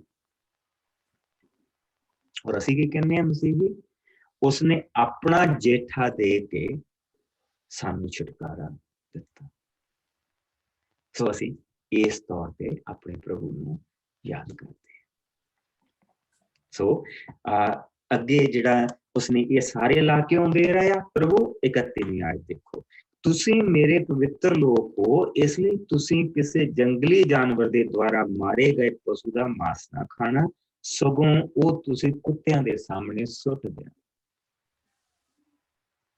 ਸੋ ਪਵਿੱਤਰ ਪ੍ਰਭੂ ਦੇ ਪਵਿੱਤਰ ਲੋਕ। ਪ੍ਰਭੂ ਉਹਨਾਂ ਦੇ ਵਿੱਚ ਇੱਕ ਪਵਿੱਤਰਤਾ ਲੈ ਕੇ ਆ ਰਿਹਾ, ਉਹਨਾਂ ਦੀ ਇੱਕ ਜ਼ਿੰਦਗੀ ਨੂੰ ਪਵਿੱਤਰ ਬਣਾ ਰਿਹਾ। This is the beauty of these laws. So ਆਓ ਅਸੀਂ ਇਸ ਨੂੰ 23ਵੇਂ ਭਾਵ ਦੇ ਵਿੱਚ ਅਸੀਂ ਆ ਗਏ ਹਾਂ, 1 ਤੋਂ 9 ਆਇਤ ਤੱਕ, ਜਿਸ ਨੂੰ ਮੈਂ ਪੜ੍ਹ ਦਿੰਦੀ ਹਾਂ। ਨਿਆਂ ਸੰਬੰਧੀ ਨਿਯਮ। ਤੂੰ ਐਵੇਂ ਝੂਠੀਆਂ ਅਫਵਾਹਾਂ ਨਾ ਉਡਾ, ਨਾ ਹੀ ਤੂੰ ਬੁਰਿਆਂ ਲੋਕਾਂ ਨਾਲ ਮਿਲ ਕੇ ਝੂਠ ਦਾ ਸਾਥ ਦੇ। ਉਸ ਸਮੇਂ ਬਹੁਮਤ ਦਾ ਵੀ ਸਾਥ ਨਾ ਦੇ ਜਦੋਂ ਉਹ ਨਿਆਂ ਦਾ ਵਿਰੋਧ ਕਰ ਰਹੇ ਹੋਣ। ਨਾ ਹੀ ਤੂੰ ਕਿਸੇ ਗਰੀਬ ਦਾ ਪੱਖ ਉਸਦੇ ਝਗੜੇ ਵਿੱਚ ਲੈ। ਜੇਕਰ ਤੂੰ ਆਪਣੇ ਵੈਰੀ ਦੇ ਬਲਦ ਜਾਂ ਗਧੇ ਨੂੰ ਕਿਤੇ ਭਟਕਦਿਆਂ ਫਿਰਦਾ ਦੇਖੇ ਤਾਂ ਤੂੰ ਉਸਦੇ ਜਾਨਵਰ ਨੂੰ ਵਾਪਸ ਉਸ ਕੋਲ ਲੈ ਜਾ। ਜੇਕਰ ਤੂੰ ਆਪਣੇ ਵਿਰੋਧੀ ਦੇ ਕਿਸੇ ਪਸ਼ੂ ਨੂੰ ਟੋਏ ਵਿੱਚ ਪਿਆ ਦੇਖੇ ਤਾਂ ਉਸਨੂੰ ਦੇਖ ਕੇ ਕੰਨੀ ਨਾ ਕਤਰਾਉਣਾ, ਸਗੋਂ ਤੂੰ ਉਸਦੇ ਪਸ਼ੂ ਨੂੰ ਬਾਹਰ ਕੱਢਣ ਵਿੱਚ ਮਦਦ ਕਰਨਾ। ਤੂੰ ਕਿਸੇ ਗਰੀਬ ਦੇ ਫੈਸਲੇ ਨੂੰ ਅਦਾਲਤ ਵਿੱਚ ਨਾ ਵਿਗਾੜਨਾ। ਨਾ ਹੀ ਤੂੰ ਕਿਸੇ ਬੇਦੋਸ਼ ਜਾਂ ਭਲੇ ਮਨੁੱਖ ਤੇ ਝੂਠਾ ਇਲਜ਼ਾਮ ਲਾਉਣਾ, ਕਿਉਂਕਿ ਮੈਂ ਦੁਸ਼ਟਾਂ ਨੂੰ ਮਾਫ ਨਹੀਂ ਕਰਾਂਗਾ। ਤੂੰ ਵੱਡੀ ਨਾ ਲੈਣਾ, ਕਿਉਂਕਿ ਵੱਡੀ ਚੰਗੇ ਭਲੇ ਲੋਕਾਂ ਨੂੰ ਅੰਨਾ ਕਰ ਦਿੰਦੀ ਹੈ ਅਤੇ ਬੇਦੋਸ਼ੀਆਂ ਦਾ ਹੱਕ ਮਾਰ ਲੈਂਦੀ ਹੈ। ਤੂੰ ਕਿਸੇ ਪਰਦੇਸੀ ਨਾਲ ਬੁਰਾ ਵਰਤਾਓ ਨਾ ਕਰਨਾ, ਕਿਉਂਕਿ ਤੁਸੀਂ ਆਪ ਪਰਦੇਸੀ ਹੋਣ ਦਾ ਸਵਾਦ ਮਿਸਰ ਵਿੱਚ ਚੱਖ ਚੁੱਕੇ ਹੋ ਅਤੇ ਜਾਣਦੇ ਹੋ ਕਿ ਉਸਦਾ ਹਾਲ ਕੀ ਹੁੰਦਾ ਹੈ। ਸੋ ਹੁਣ ਅਸੀਂ ਜਿਹੜੀ ਇਹਦੇ ਵਿੱਚ ਸਭ ਤੋਂ ਜਿਹੜੀ ਪਿਆਰੀ ਚੀਜ਼ ਆਉਂਦੀ ਆ ਉਹ ਹੈ ਕਿ ਤੂੰ ਐਵੇਂ ਝੂਠੀਆਂ ਅਫਵਾਹਾਂ ਨਾ ਉਡਾ ਅਤੇ ਬੁਰਿਆਂ ਦਾ ਸਾਥ ਮਿਲ ਕੇ ਝੂਠ ਦਾ ਸਾਥ ਨਾ ਦੇ। ਔਰ ਉਸ ਸਮੇਂ ਬਹੁਮਤ ਦਾ ਸਾਥ ਵੀ ਨਾ ਦੇ ਜਦੋਂ ਉਹ ਨਿਆਂ ਦਾ ਵਿਰੋਧ ਕਰ ਰਹੇ ਹੋਣ। ਨਾ ਸਾਡੇ ਕੋਲ ਸਾਡੀ ਪਹਿਲੀ ਜਿਹੜੀ ਵੱਡੀ ਜੰਗ ਹੋਈ ਆ ਉਹਦਾ ਕਾਰਨ ਵੀ ਇਹੋ ਹੀ ਆ, ਔਰ ਜਿਹੜੀ ਦੂਸਰੀ ਜੰਗ ਹੋਈ ਆ ਉਹਦਾ ਕਾਰਨ ਵੀ ਇਹੋ ਹੀ ਆ, ਔਰ ਜੋ ਹਿੰਦੁਸਤਾਨ 'ਚ ਅੱਜ ਹੋ ਰਿਹਾ ਉਹਦਾ ਕਾਰਨ ਵੀ। ਅਗਰ ਅਸੀਂ ਪਹਿਲੀ ਜੰਗ ਨੂੰ ਦੇਖੀਏ ਤਾਂ ਯੂਰਪ ਦੇ ਵਿੱਚ ਇਹ ਹੋ ਰਿਹਾ ਸੀ। ਲੋਕਾਂ ਨੂੰ ਪਤਾ ਸੀ ਕਿ ਜਰਮਨ ਜਿਹੜਾ ਆ ਉਹ ਰੋਂਗ ਆ, ਉਹ ਫਿਰ ਵੀ ਜਿਹੜੇ ਲੋਕ ਆ ਉਹ ਉਹਦੇ ਪਿੱਛੇ ਲੱਗ ਗਏ। ਹਿਟਲਰ ਆਉਣ ਤੇ ਤਾਂ ਦੂਜੀ ਜੰਗ ਬਿਲਕੁਲ ਹੀ ਅੰਨੇ ਹੋ ਗਏ, ਕਿਉਂਕਿ ਭੀੜ ਇੱਕ ਪਾਸੇ ਜਾਂਦੀ ਸੀ, ਉਹਨਾਂ ਸਾਰੇ ਭੀੜ ਦੇ ਨਾਲ ਰਲ ਗਏ। ਈਵਨ ਯਹੂਦੀ ਜਿਹੜੇ ਮਾਰੇ ਗਏ ਸ਼ੁਰੂ 'ਚ ਉਹ ਵੀ ਭੀੜ ਦੇ ਨਾਲ ਰਲ ਗਏ। ਇਹਦੇ ਵਰਗਾ ਬੰਦਾ ਹੀ ਕੋਈ। ਔਰ ਅੱਜ ਅਸੀਂ ਹਿੰਦੁਸਤਾਨ 'ਚ ਕੀ ਦੇਖਦੇ ਪਏ? ਬਹੁਮਤ ਦੇ ਪਿੱਛੇ ਸਾਰੇ ਲੋਕ ਹੋ ਰਹੇ। ਉਸਨੇ ਰਾਮ ਮੰਦਿਰ ਦੀ ਗਾਜਰ ਜੀ ਘੁਮਾਈ ਆ ਉਹਨਾਂ ਦੇ ਮੋਹਰੇ, ਔਰ ਲੋਕ ਜਿਹੜੇ ਆ ਉਹ ਇਸ ਚੀਜ਼ ਨੂੰ ਭੁੱਲ ਗਏ ਕਿ ਜਿਹੜਾ ਸਰਕਾਰ ਹੁੰਦੀ ਉਹਦੇ ਜਿਹੜੇ ਕੰਮ ਹੁੰਦੇ ਆ ਉਹ ਹਸਪੀਟਲ ਬਣਾਉਣੇ, ਕਾਲਜ ਬਣਾਉਣੇ, ਯੂਨੀਵਰਸਿਟੀਆਂ ਬਣਾਉਣੀਆਂ, ਸੜਕਾਂ ਬਣਾਉਣੀਆਂ, ਸਾਰਾ ਦਾ ਸਾਰਾ ਇਨਫਰਾਸਟਰਕਚਰ ਤਿਆਰ ਕਰਨਾ, ਔਰ ਉਹਦੇ ਰਾਹੀਂ ਬਿਜ਼ਨਸ ਨੂੰ ਬੂਸਟ ਕਰਨਾ ਤਾਂ ਕਿ ਲੋਕਾਂ ਨੂੰ ਉਹਨਾਂ ਚੀਜ਼ਾਂ ਦਾ ਫਾਇਦਾ ਹੋਏ। ਲੇਕਿਨ ਨਹੀਂ, ਕਿਹੜੀ ਚੀਜ਼ ਚੱਲ ਰਹੀ ਹੈ? ਧਰਮ। ਔਰ ਉਹਦੇ ਪਿੱਛੇ ਬਹੁਮਤ ਆ, ਔਰ ਬਹੁਮਤ ਦੇ ਪਿੱਛੇ ਸਾਰੇ ਲੋਕ ਲੱਗੇ ਹੋਆ। ਔਰ ਹੁਣ ਪਤਾ ਲੱਗਾ ਆ ਕੇ, ਅੱਖਾਂ ਖੁੱਲੀਆਂ ਹੋਣ ਆ ਕੇ ਕਿ ਸਾਨੂੰ ਤਾਂ ਹਸਪੀਟਲ ਚਾਹੀਦੇ ਸੀ, ਸਾਨੂੰ ਮੰਦਿਰ ਨਹੀਂ ਚਾਹੀਦੇ ਸੀ। ਇਸ ਕਰਕੇ ਦੇਖੋ ਪ੍ਰਭੂ ਨੇ ਇਹ ਲਾ ਕਿੱਥੇ ਰੱਖਿਆ ਹੈ। ਦੇਖੋ ਪ੍ਰਭੂ ਦੇ ਵਚਨ ਦੇ ਵਿੱਚ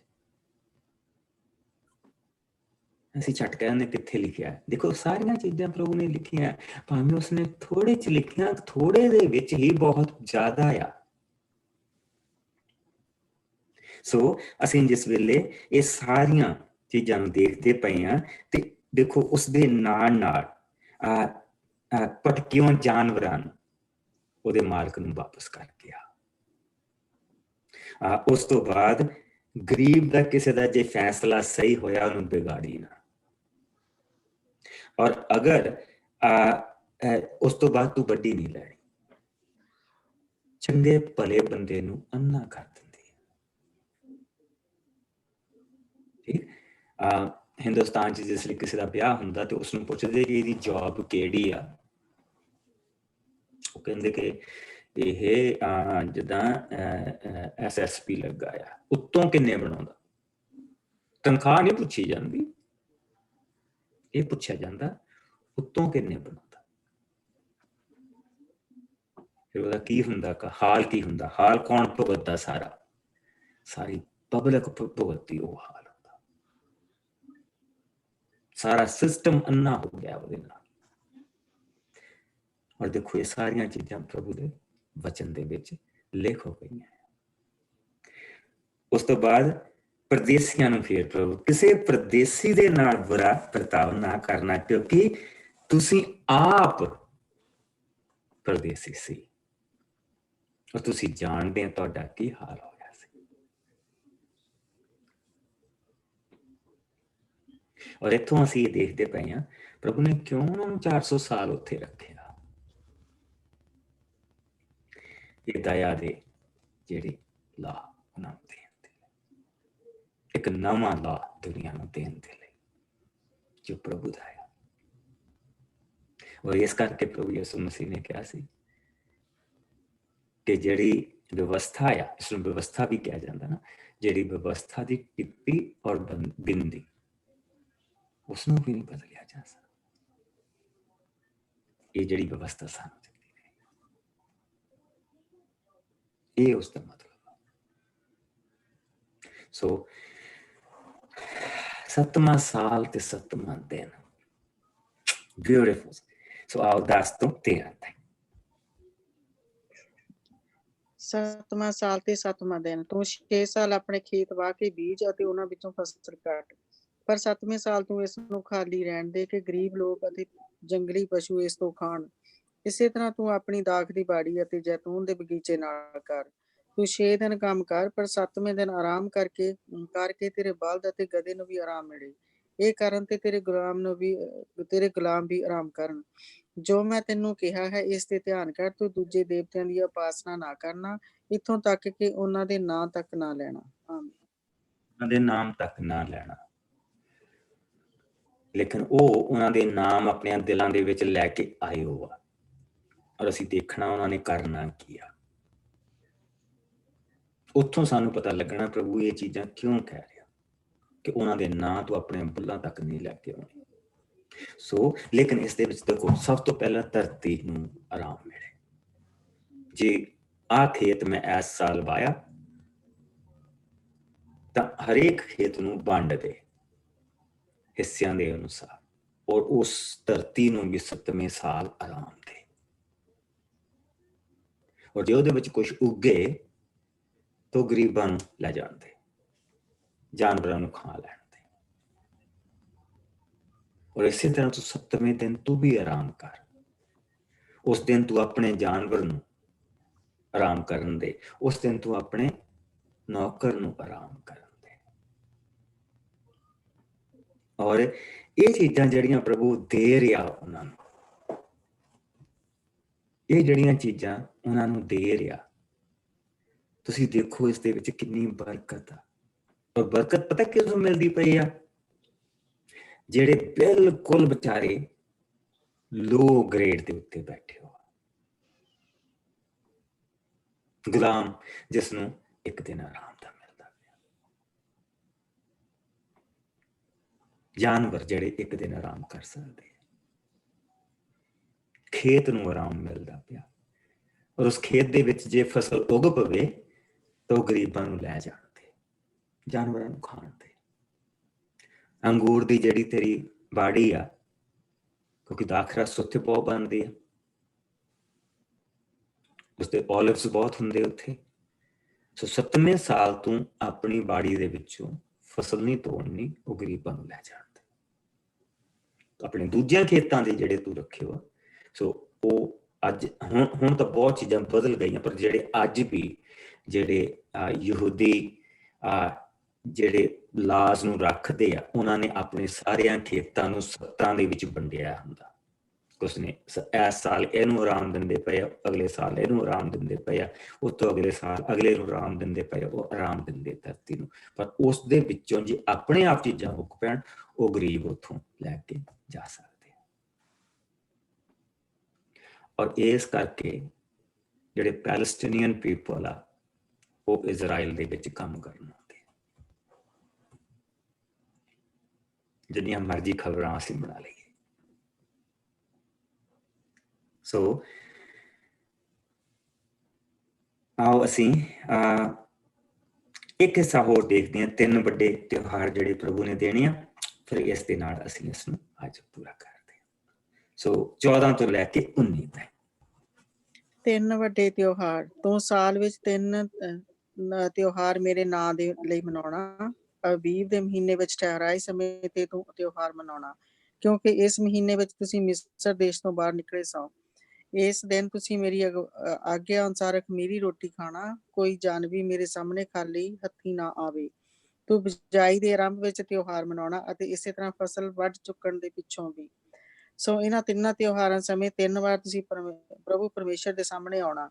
ਤੂੰ ਮੇਰੇ ਸਾਹਮਣੇ ਚੜਾਉਣ ਵਾਲੀ ਕੁਰਬਾਨੀ ਦੇ ਲਹੂ ਨਾਲ ਖਮੀਰੀ ਰੋਟੀ ਮੇਰੇ ਸਾਹਮਣੇ ਨਾ ਚੜਾਉਣਾ, ਨਾ ਹੀ ਉਸ ਕੁਰਬਾਨੀ ਦੀ ਚਰਬੀ ਅਗਲੀ ਸਵੇਰ ਤੱਕ ਪਈ ਰਹਿਣ ਦੇਣਾ। ਤੂੰ ਆਪਣੇ ਖੇਤਾਂ ਦਾ ਪਹਿਲਾ ਫਲ ਪ੍ਰਭੂ ਆਪਣੇ ਪਰਮੇਸ਼ਰ ਦੇ ਸਾਹਮਣੇ ਲੈ ਕੇ ਆਉਣਾ। ਤੂੰ ਲੇਲੇ ਦਾ ਮਾਸ ਨੂੰ ਉਸ ਦੀ ਮਾਂ ਦੇ ਦੁੱਧ ਵਿੱਚ ਨਾ ਰਿੰਨਣਾ। ਆਮੀਨ। ਸੋ ਪ੍ਰਭੂ ਨੇ ਉਹਨਾਂ ਨੂੰ ਜਿਹੜੇ ਤਿਉਹਾਰ ਆ ਇਹਨਾਂ ਸਾਰੀਆਂ ਚੀਜ਼ਾਂ ਦੇ ਅਨੁਸਾਰ ਦੇਣੇ ਆ। ਗਾਂ ਜਾ ਕੇ 3 ਤਿਉਹਾਰਾਂ ਨੂੰ ਖੋਲਿਆ ਜਾਣਾ। ਪਹਿਲਾ ਤਿਉਹਾਰ ਜਿਸ ਦਿਨ ਪ੍ਰਭੂ ਨੇ ਉਹਨਾਂ ਨੂੰ ਉੱਥੋਂ ਕੱਢਿਆ ਸੀ। ਅਗਲਾ ਤਿਉਹਾਰ ਜਿਸ ਲਈ ਉਹਨਾਂ ਨੂੰ ਨਿਯਮ ਮਿਲਿਆ ਸੀ, ਔਰ ਫਿਰ ਉਹਨਾਂ ਦਾ ਇੱਕ ਤੰਬੂਆਂ ਦਾ ਤਿਉਹਾਰ ਹੁੰਦਾ। ਇਹ ਯਾਦ ਰੱਖਣ ਦੇ ਲਈ ਕਿ ਸਾਡੇ ਬਜ਼ੁਰਗੇ 40 ਸਾਲ ਤੰਬੂਆਂ ਦੇ ਵਿੱਚ ਰਹੇ ਸੀ, ਔਰ ਪ੍ਰਭੂ ਨੇ ਇਹ ਸਾਰੇ ਦੇ ਸਾਰੇ ਜਿਹੜੇ ਤਿਉਹਾਰ ਇਹਨਾਂ ਨੂੰ ਦੇਣੇ ਆ, ਉਹ ਇਹਨਾਂ ਦਿਨਾਂ ਦੀ ਯਾਦਗਾਰੀ ਦੇ ਲਈ ਦੇਣੇ ਆ। ਸੋ ਅਸੀਂ ਹੁਣ ਤੱਕ ਪ੍ਰਭੂ ਦੇ ਇਹਨਾਂ ਲਾਜ਼ ਨੂੰ ਦੇਖਦੇ ਪਏ, ਔਰ ਤੁਸੀਂ ਦੇਖਦੇ ਪਏ ਕਿ ਇਹਨਾਂ ਲਾਜ਼ ਦੇ ਵਿੱਚ ਇਹ ਜਿਹੜੇ ਨਿਯਮ ਪ੍ਰਭੂ ਦੇ ਰਿਹਾ, ਇਹ ਜਿਹੜੇ ਕਾਨੂੰਨ ਉਹਨਾਂ ਨੂੰ ਦੇ ਰਿਹਾ ਕੌਮ ਦੇ ਲਈ, ਉਹ ਕਿੰਨੇ ਦਇਆ ਦੇ ਨਾਲ ਔਰ ਕਿੰਨੇ ਬਰਕਤ ਦੇ ਨਾਲ ਭਰੇ ਹੋ। ਕਿੱਦਾਂ ਅਨਾਥ ਬੱਚੇ, ਵਿਧਵਾਵਾਂ, ਕਿਸ ਤਰ੍ਹਾਂ ਗੁਲਾਮਾਂ ਦੇ ਲਈ, ਪਰਦੇਸੀਆਂ ਦੇ ਲਈ, ਜਾਨਵਰਾਂ ਦੇ ਲਈ, ਧਰਤੀ ਦੇ ਲਈ, ਇਹ ਕਿੰਨੇ ਲਾਭ ਬੰਦੇ ਆ। ਕਿਸ ਤਰ੍ਹਾਂ ਪ੍ਰਭੂ ਇਹਨਾਂ ਨੂੰ ਬਰਕਤ ਦੇ ਰਿਹਾ। ਅਸੀਂ ਇਹ ਸਾਰੀਆਂ ਚੀਜ਼ਾਂ ਅਸੀਂ ਇੱਥੋਂ ਦੇਖਦੇ ਪਏ ਹਾਂ। ਆਉਣ ਵਾਲੇ ਚੈਪਟਰਾਂ ਦੇ ਵਿੱਚ ਹੁਣ ਅਸੀਂ ਦੇਖਾਂਗੇ ਕਿ ਮੂਸਾ ਨੂੰ ਉਸਨੇ ਦੁਆਰਾ ਸੀਨਾ ਪਹਾੜ ਦੇ ਉੱਤੇ ਸੱਦਣਾ, ਔਰ ਫਿਰ ਉਸਨੂੰ ਸਾਰਾ ਉਸਨੇ ਬੇਦੀ ਦੇ ਬਾਰੇ, ਤੰਬੂ ਦੇ ਬਾਰੇ, ਔਰ ਉਸਨੇ ਇਹ ਜਿਹੜੇ ਪਹਿਲੇ 10 ਲਾ ਉਸਨੇ ਆਪਣੀ ਉਂਗਲ ਦੇ ਨਾਲ ਲਿਖ ਕੇ ਇਹਨਾਂ ਨੂੰ ਦੇਣੇ। ਕੱਲ ਨੂੰ ਅਸੀਂ ਉਧਰ ਨੂੰ ਵਧਾਂਗੇ ਔਰ ਕੱਲ ਨੂੰ ਇਹਨਾਂ ਸਾਰੀਆਂ ਚੀਜ਼ਾਂ ਨੂੰ ਦੇਖਾਂਗੇ। Let us pray. ਪਿਆਰੇ ਪ੍ਰਭੂ, ਮੈਂ ਤੇਰਾ ਬਹੁਤ ਸ਼ੁਕਰ ਕਰਦਾ, ਤੇਰੀ ਦਇਆ ਹਰ ਚੀਜ਼ ਦੇ ਵਿੱਚੋਂ ਝਲਕਦੀ। ਪ੍ਰਭੂ ਜੀ, ਤੇਰਾ ਰਹਿਮ ਹਰ ਚੀਜ਼ ਦੇ ਵਿੱਚੋਂ ਦਿਖਾਈ ਦਿੰਦਾ। ਅੱਜ ਅਸੀਂ ਜਿੰਨੇ ਮਨੁੱਖਤਾ ਦੇ ਵਿੱਚ ਪ੍ਰਭੂ ਜੀ ਖਾਸ ਕਰਕੇ ਭਲੀਆਂ ਏਜੰਸੀਆਂ ਦੇਖਦੇ ਪਏ ਹਾਂ ਜੋ ਭਲੇ ਕੰਮ ਕਰਦੀਆਂ,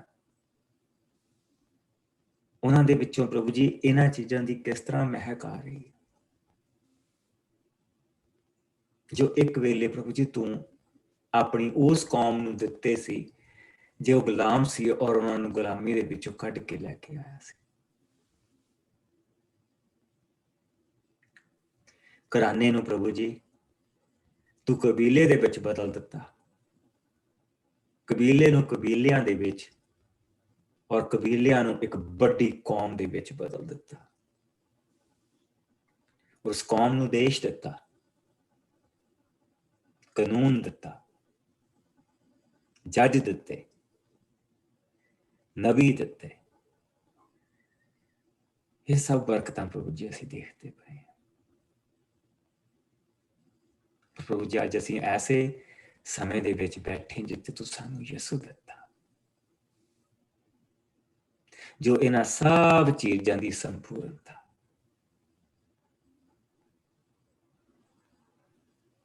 ਪਿਆਰੇ ਪ੍ਰਭੂ, ਤੇਰਾ ਸ਼ੁਕਰ ਹੈ ਕਿ ਤੂੰ ਹਮੇਸ਼ਾ ਸਾਡਿਆਂ ਰਾਹਾਂ ਦੇ ਉੱਤੇ ਸਾਡੇ ਨਾਲ ਚੱਲਦਾ, ਸਾਨੂੰ ਗਾਈਡ ਕਰਦਾ। ਪਿਆਰੇ ਪ੍ਰਭੂ, ਅਸੀਂ ਆਪਣੇ ਆਪ ਨੂੰ ਤੇਰੇ ਪਵਿੱਤਰ ਹੱਥਾਂ ਦੇ ਵਿੱਚ ਦਿੰਨੇ ਆ। ਬੁਰੇ ਔਰ ਬੁਰਾਈ ਤੋਂ ਤੂੰ ਸਾਨੂੰ ਬਚਾ ਕੇ ਰੱਖੀ, ਆਪਣੀ ਨਜ਼ਦੀਕੀ ਦੇ ਵਿੱਚ ਬਣਾ ਕੇ ਰੱਖੀ। ਸਾਡੇ ਸੱਜੇ ਖੱਬੇ ਅੱਗੇ ਪਿੱਛੇ ਪੈਰਾਂ ਦੇ ਵਿੱਚ ਔਰ ਸਵਰਗ ਤੋਂ ਤੇਰੀ ਨਿਗਾਹਬਾਨੀ, ਪੈਰਾਂ 'ਚ ਛੋਟਾ ਰਸਤਾ, ਤੇਰੀ ਰਾਖੀ, ਤੇਰੀ ਸ਼ਾਂਤੀ, ਤੇਰਾ ਆਰਾਮ, ਤੇਰਾ ਪਿਆਰ ਸਾਡੇ ਆਲੇ ਦੁਆਲੇ, ਔਰ ਪਵਿੱਤਰ ਆਤਮਾ ਦੀ ਹਜ਼ੂਰੀ ਸਾਡੇ ਅੰਦਰ।